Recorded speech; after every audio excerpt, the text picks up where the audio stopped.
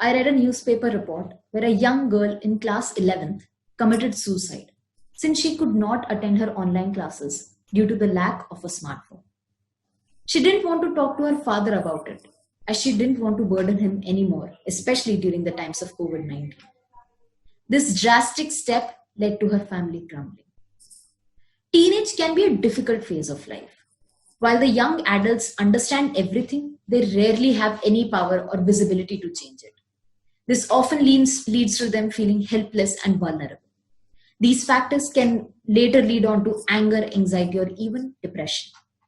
Combine this with being forced to stay indoors all the time with your parents, the mental health of these kids can be at danger. Welcome to the latest episode of Wake Up to Health Talks. Today, we are going to talk about mental health challenges being faced by teenagers, especially during the times of COVID 19 and lockdown. We have with us today Dr. Tarun Nigam, with over a decade of experience in the field of psychiatry, to shed some light on this. Welcome, Dr. Nigam. Thank you, Apurva, for calling me on this platform and letting me share my experiences. Sure, sir. Sir, as I just talked about the story of this young girl, and especially teenagers, when they don't talk to their parents and they face a challenge in communication, teenagers actually feel a lot that their parents don't understand. And this leads to a lot of building up of a lot of negativity in their hearts and in their minds. Does these thoughts lead to any mental health challenges? Yeah, a very good question. One thing I want to point out, because teenage is an age where the mental development is going to happen very drastically and very fast. The young kids are those who are very emotionally connected to their parents, and they derive all their emotional needs from their parents, and they have less dependence on their peer groups and friends. But teenage is an age where the child has an eye on their parents, but they also explore the world outside, and they want to be acknowledged and accepted in their peer group and social areas. So when this is an age of dilemma, and there the child needs support and need understanding. We can see, if we see the data, the most of the mental health issues arise before the age of 14 years. Around 50% of mental issues occur before 14 years, and if we don't address those issues early, then these issues are going to continue in their adult life, and then these children won't be able to give a very productive environment and a very productive outcome to their society. So mental health challenges are very important at teenage group. And what analogy my professor used to say, that a small child is like a dog.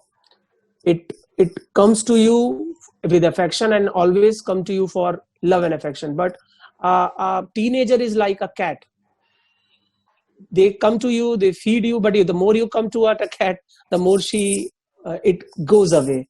And also they don't want very much intrusive environment in their life. They want them to be there to fulfill their needs, but also they want their own area of isolation or self exploration. And I'm sure, as you said, that they don't want a lot of intrusiveness in their lives. But when parents try to interact with them and when they try to talk to them, they might have a lot of outburst, and they might have a lot of anger or regarding their parents. And generally, it's said that this is an age where it's okay for the teenagers to be angry, and it's okay for the teenagers to be aloof.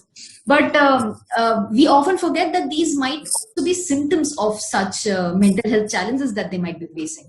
So, what are the signs and symptoms that these parents they need to look out for to understand whether their kids might be unhappy?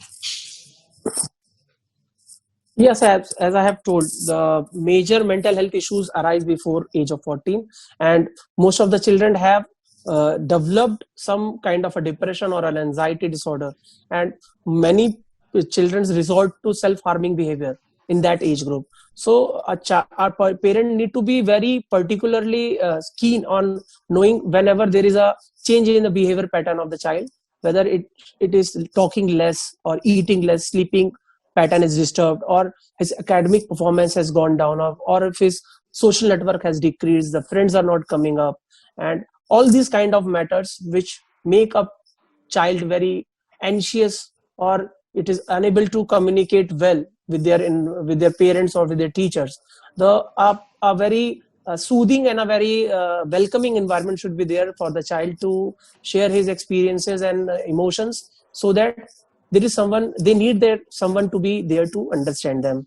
Though mostly there is a peer pressure to be belonged in that group, in that cult, or sometimes they explore or do high risk behaviors like taking drugs, or speed racing, or relationship issues. So these children have impulsivity also, and this teenage is the age of high energy, and also this is age of high development needs. So we need to understand that we should give them space to talk, and the major health crisis is suicide and depression at this age, and we need to be very much aware and increase an awareness and understanding.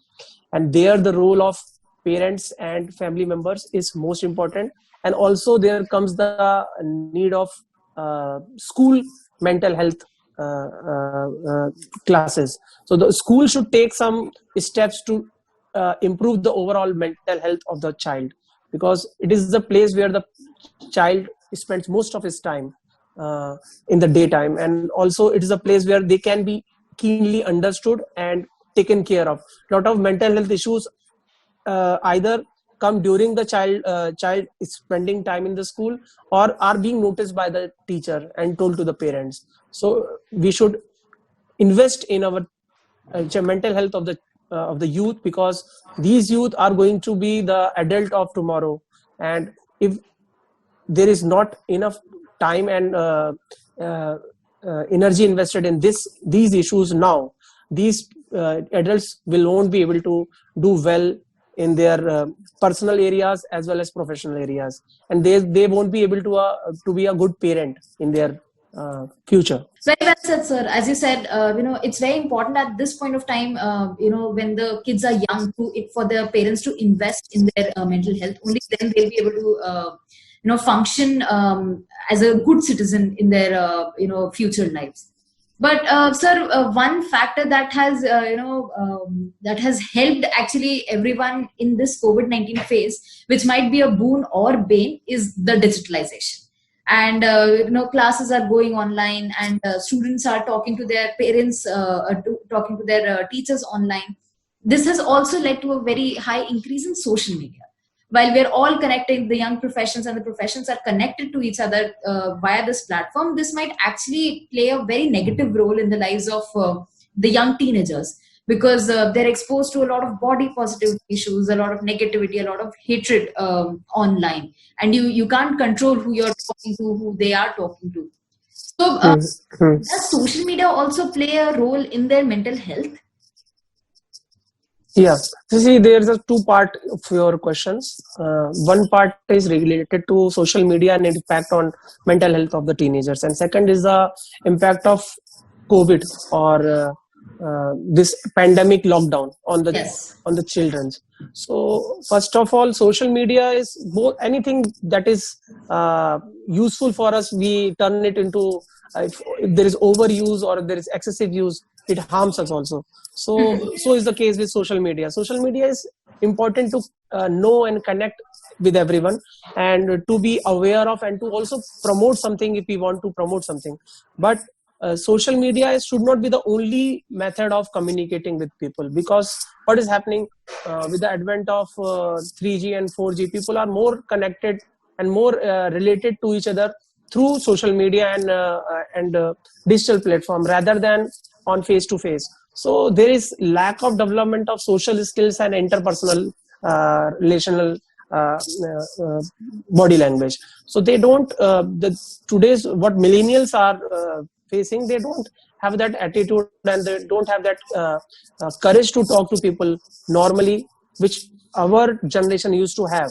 And they don't mix up easily, and either they mix up, then they mix up very fast and very easily. So there is a lack of understanding of how to relate with people and how to make people understand their emotions. So they communicate with Insta or with Facebook, or there is a level of addiction also being seen on social media platforms, that the children are addicted to Instagram, their post, and how many people are liking it or not liking it. They get stressed out and burned out by these issues also. So we need to make them understand that this is not the whole world for them. The whole world is outside, and real relationships need to be earned rather than relying on this virtual world. Even we see people coming with addiction to games, internet gaming, and these are the most severe kind of patients, because they have a withdrawal symptoms, they have a craving, they have behavioral issues, and they can go to an extreme to get what they want, because there is a false sense of fulfillment and the false sense of being winning the things in their life, but it is in the virtual world only. But that virtual world give them a capsule for escaping from their realities, harsh realities. They're not able to cope up in the real world. So we need to give them this social media need to be checked and regulated, not unregulated. But what is happening in this era, both parents are working, and they don't have the children, so children are bound to get latched to these much. We need to make people understand and give proper awareness and education ki all this screen time need to be reduced to a level harming to the brain.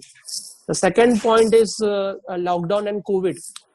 See, teenager is the age where they cherished being with their friends, being with that school environment, the last years of their school, and this lockdown has robbed them from that time. And there is a lot of anger and anguish among children who have been left out alone in their home, and they don't have the opportunity to go to school and to meet with people, or if they had a prom, they cannot go to the prom. If they have a function, annual meeting, they cannot go and attend that. So all these extracurricular activities which used to happen in a school environment is not happening now. And through the media and through the news channel, they also know that this illness is not affecting them that much as it is affecting their grandparents, their parents, and those who are ill. So they must be having some anger, why we are being asked to stay at home, why we are being asked to do all those stuff and not go and meet their friends, because they think that they won't be falling ill. But we need them to make them sensitive about the issue that they love their grandparents, and they will have a close interaction with them also. And if they go outside and get infected, then this infection is going to harm not them but their parents and their grandparents. So there should be a awareness about that also.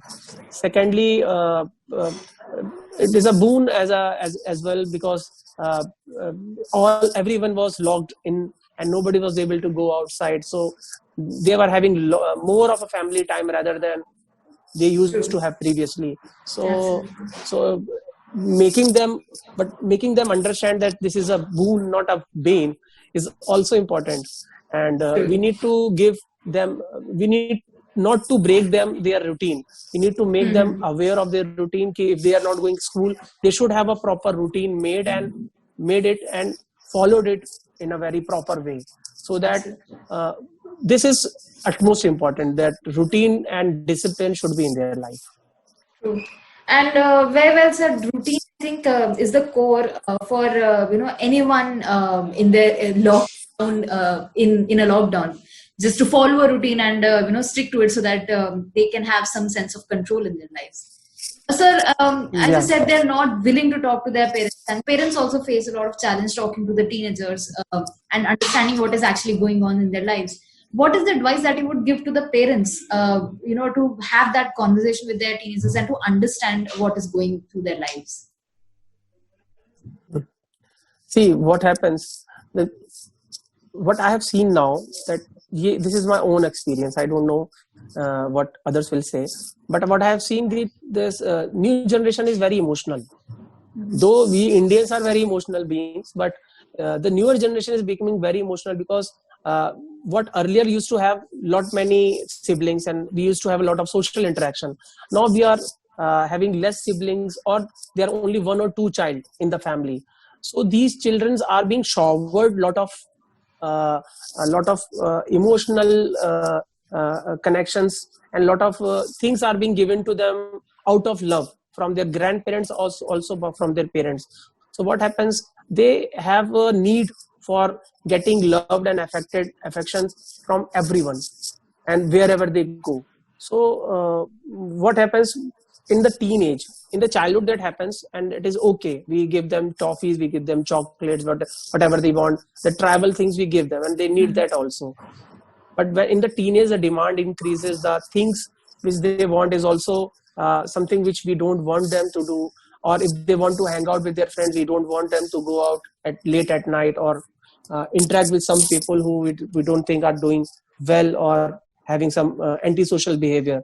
So these all things feel like restrictions, feel like they are not now loving us or not relying on us. So they shows tempers, they shows anger out towards their parents, and that is the time when they show behavioral issues, when the parents starts to restrict them, when they try to not let them go outside and mingle with those friends which they don't consider to be okay or good. So that time is when we need to make them sensitive about the issues. Ki parents should talk to their children and let them know what is right and wrong, and how to deal with the situations. But there should be a door open to communicate. We should not block them, and we should not use punitive punishments for sending some message. Punishment is not the solution. Absolutely. Positive reinforcement should be the way to go. Parents should have... Yeah, positive and negative reinforcement will do well. Yeah. Absolutely. So parents should have an open conversation with their kids, and talk to them about what is happening, and slowly that kind of bond can be developed, and parents can be more in the lives of the teenagers. Thank you, Dr. Tarun. Yeah, bond is there. Yeah. No, absolutely. Please go ahead, sir. Bond is there. The child loves their parents the most. But what happens in the teenage? The child wants to being loved by other also, and there is a need to be recognized by their peers and everyone. And then there comes the restrictions. Then there comes the no's and don'ts, and that they find very difficult to understand why it is happening now. They used to allow me this thing, but now they are not allowing us. So there comes anger. The more the emotional positivity, the more the emotional negativity also. So then the parents starts to come to us with behavior that child is not behaving well, he's argumentative, he's abusive, aggressive, and then we ask them to understand what the psychological issue the child is facing and how to deal with it. Very well said. Thank you for correcting me. The bond, actually very well said, that the bond is there, but the sudden restrictions that come and the sudden parenting that comes, that's probably not teenagers. Thank you, Dr. Tarun. This was a very insightful discussion. And while parents play a very important role in building the lives of the young adults, it's equally the responsibility of the teenagers as well to be open and keep talking to their parents. While COVID-19 is a difficult time for all of us, we need the support of our family. And it's important for us all to remember that we're all in this together. And together we can overcome any kind of challenges that come our way. Dr. Nigam for joining us. And thank you, viewers, for joining us. Thank you so much. We'll see you in the next episode. Thank you.